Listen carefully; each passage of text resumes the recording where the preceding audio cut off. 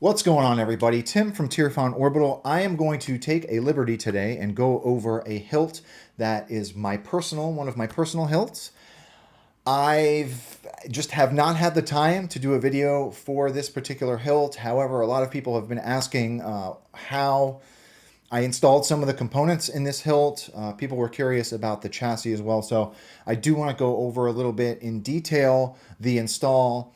I did put a new red toggle switch from the Saber Merchant. Jeremy at the Saber Merchant has started offering these they're custom PCB switches that he offers in his shop now, and I really wanted to try to get one into this build, and I needed to make some modifications to the hilt to do so, and we'll talk about that as well. This is a Space Junk Sabers hilt. I've wanted a Space Junk hilt in my collection for a while now, after having put my hands on so many of them over the past year or so.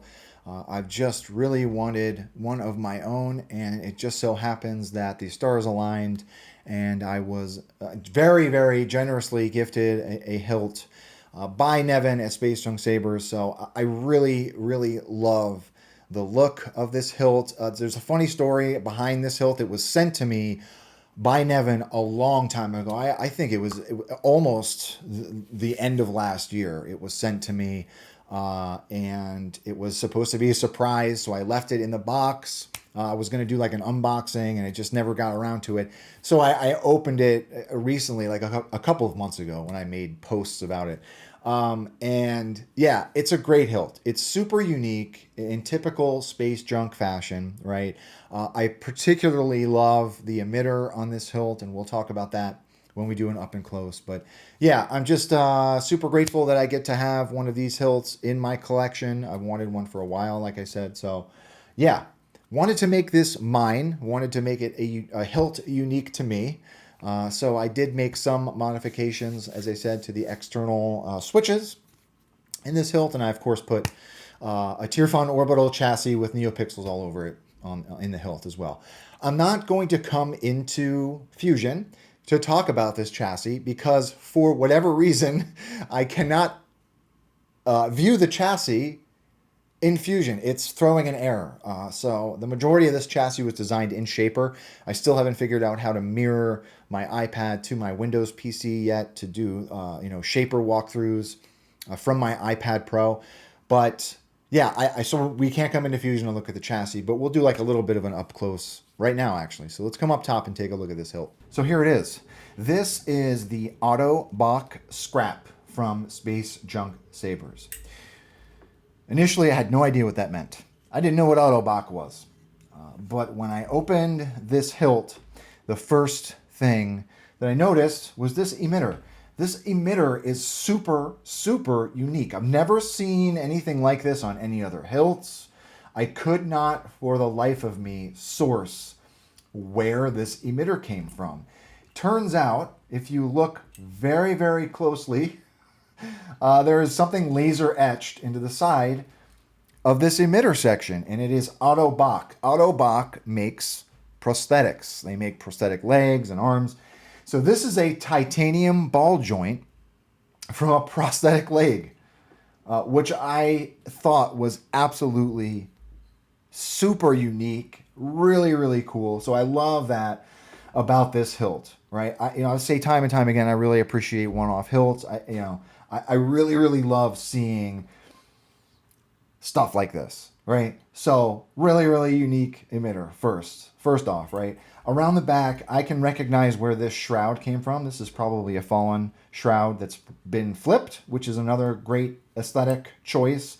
We do have an exposed crystal chamber in this build. I'm not sure if this grip is from another hilt or if this is one of Nevin's custom grips.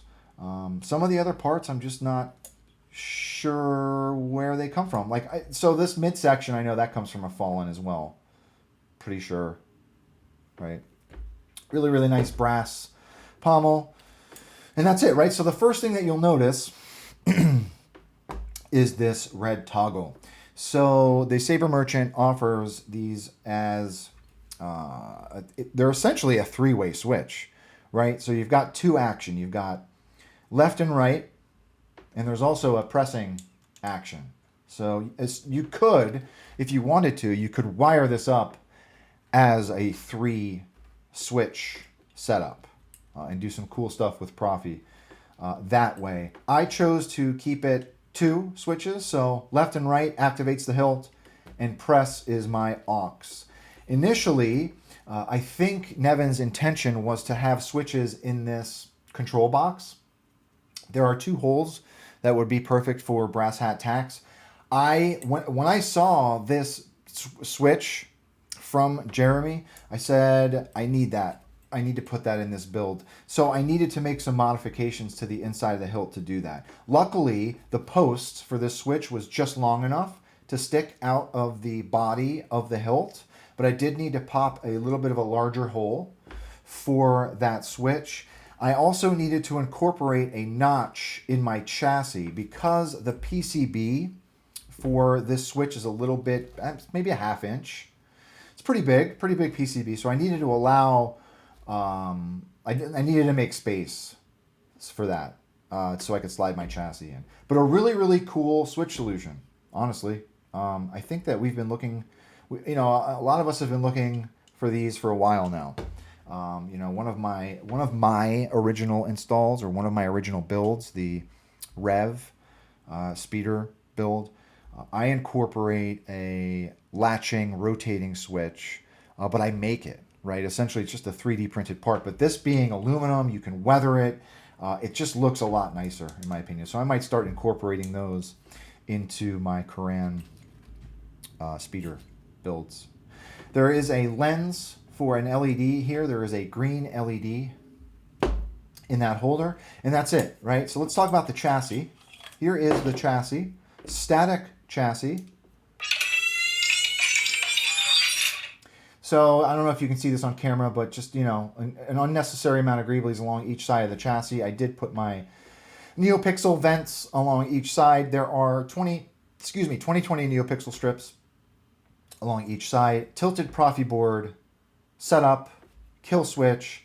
There is that green LED that is its own blade in the animation. Really, really happy with how this came out. So I could not, the pommel does not unthread in this particular build. It is a very, very tight internal diameter. I think this might be MHS V2, maybe.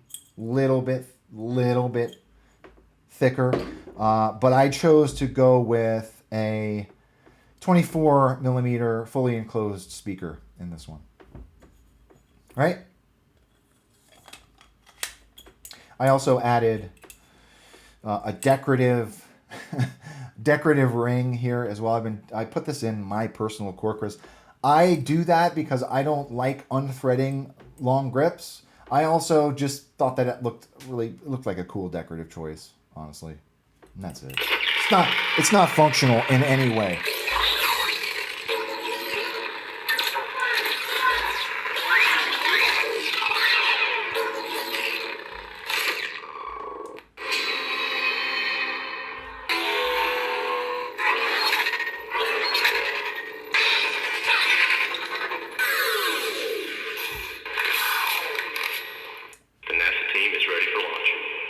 Great switch.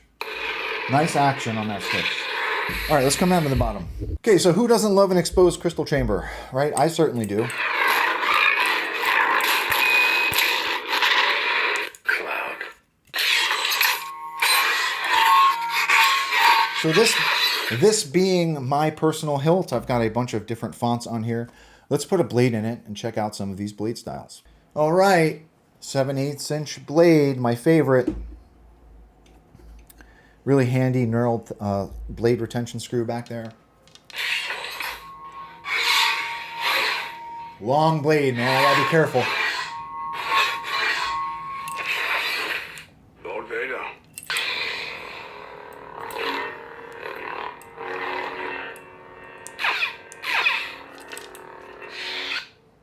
Captain Shuttle.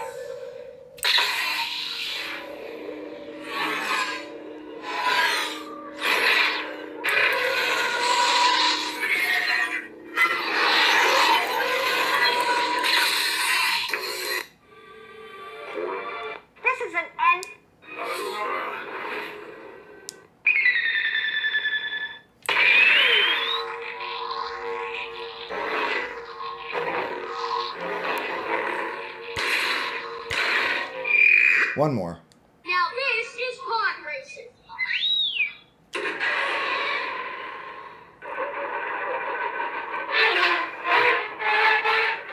All right, maybe one more.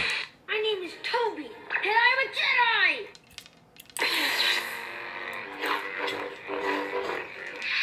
One more. Yeah, it's a great hilt. Great hilt. So I am very, very happy that I have a space junk hilt in my collection. I've always said that they are really, really fantastically unique hilts.